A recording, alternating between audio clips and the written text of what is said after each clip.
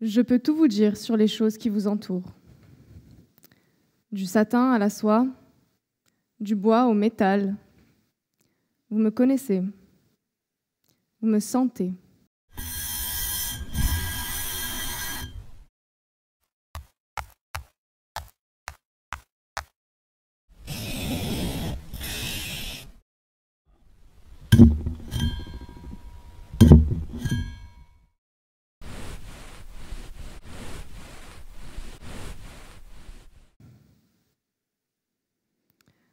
Je suis votre sens du toucher.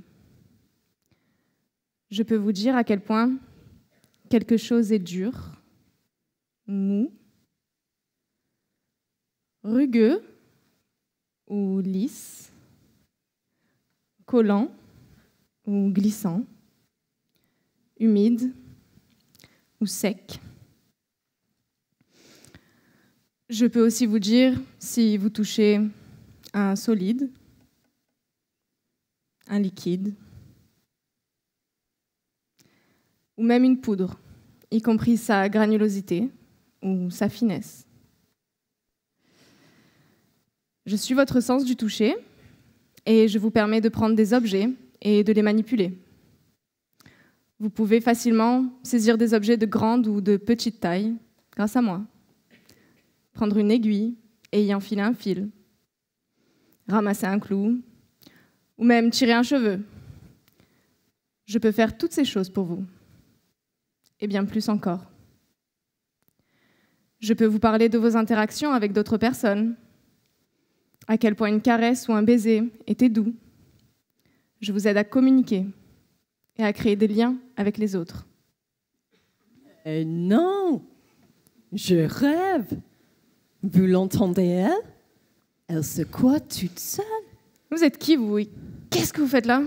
Ouais, moi aussi, je suis le sens du toucher. Je suis le sens du toucher affectif et je suis tout aussi importante. Je peux vous dire, si une caresse, c'était agréable, c'était doux, c'était plaisant. C'est moi qui donne l'accès aux émotions. Alors nous serions deux. Moi, on m'appelle toucher discriminatif. Je suis la conscience du toucher. La façon dont vous identifiez instantanément la surface que vous touchez. Je ne suis pas utile. Je suis très utile.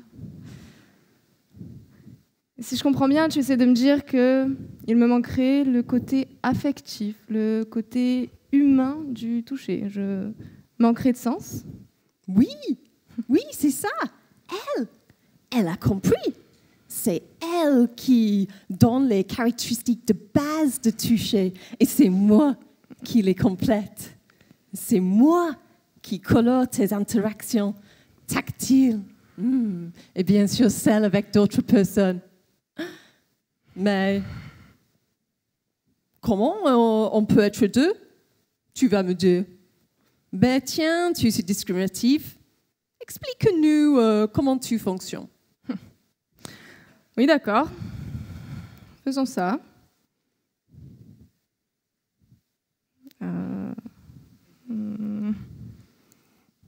Ok.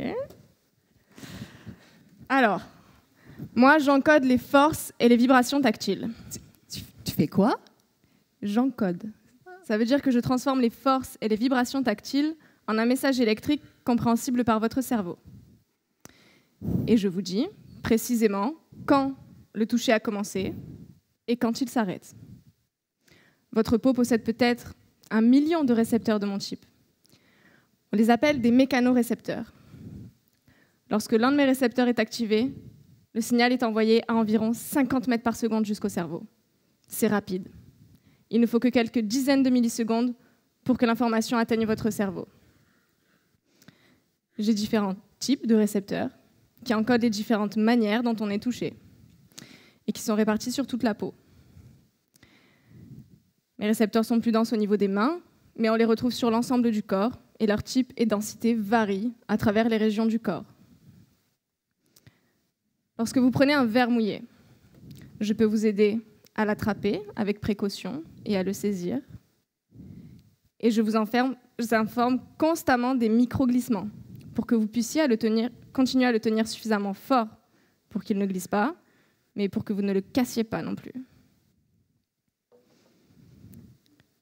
Tiens, j'ai une idée pour te montrer. Donne-moi ta patte. Allez, viens. Hop. Bon, Je vais souffler dessus. On le demande à eux plutôt. Ok. Alors, vous allez souffler sur votre main. Soufflez. Soufflez sur votre main. Voilà. Soufflez. Voilà. Lorsque vous soufflez sur votre main, la légère brise active un type de récepteur appelé corpuscule de Pacini, ainsi que les récepteurs de vos poils, qui sont très sensibles aux très petites vibrations de la peau et aux déviations des poils.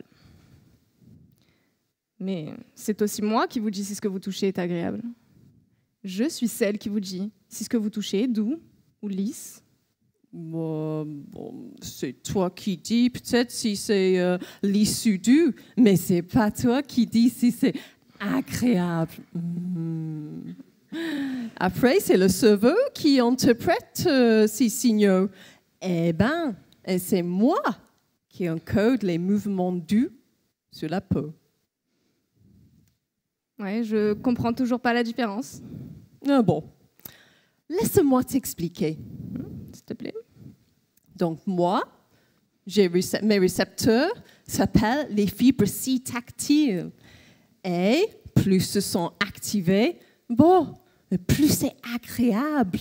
Mes signaux sont du pur plaisir. Il parvient un petit peu plus tard au cerveau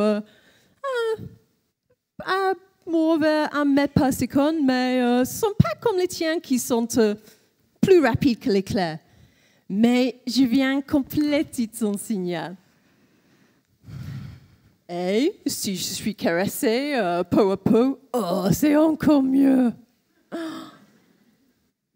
Si je suis caressée lentement ou vite, je ne réponds pas aussi bien lorsqu'on me caresse avec une vitesse modérée. Ma vitesse est parfaite. Si on me caresse à environ 3 cm par seconde, je deviens folle. J'envoie beaucoup de signaux. Si c'est à la température de la peau, c'est encore mieux. Par contre, si on me caresse avec une main trop chaude, trop froide, ma réponse diminue. J'envoie moins de signaux. Donc, à vitesse modérée, à la température de la peau, c'est ça que je préfère. Ok, donc attends, si je résume, moi, grâce à mes différents récepteurs, mes fibres envoient des signaux au cerveau selon les caractéristiques physiques de ce qui est touché. Alors que toi, tes fibres, elles envoient des messages au cerveau selon l'aspect plaisant de ce qui est touché, c'est ça? Oui, c'est ça. Quand cette plume touche ton bras, voilà, tu encodes des signaux comme la force, les vibrations, et après la matière aussi. Et en fait, mes signaux viennent après pour confirmer que c'était super agréable. Waouh. Donc finalement, moi j'envoie juste des infos, dénuées d'émotions, mais ce n'est que grâce à toi si mes signaux ont du sens. C'est toi qui crée les émotions du toucher. Il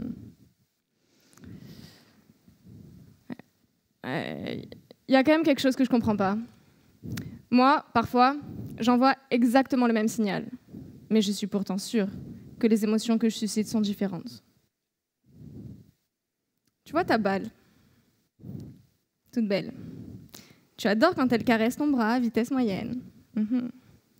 Mais si je te dis qu'avant de venir, ta balle, je l'ai frottée partout par terre dans les rues de Marseille, je ne suis pas sûre que tu l'apprécies toujours autant. Toi qui es le toucher affectif, est-ce que du coup, tu enverras moins de signal quand tu apprendras la nouvelle?